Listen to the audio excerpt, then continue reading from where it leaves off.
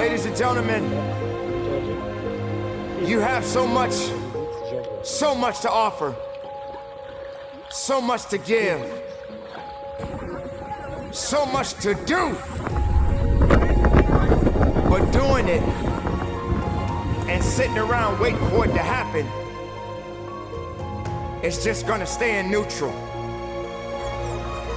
You have to electrify the desire that you have, that you once had.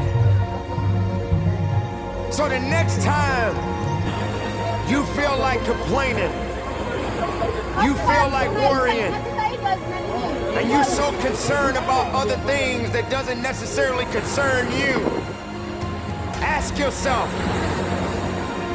is it making you better? Is it taking you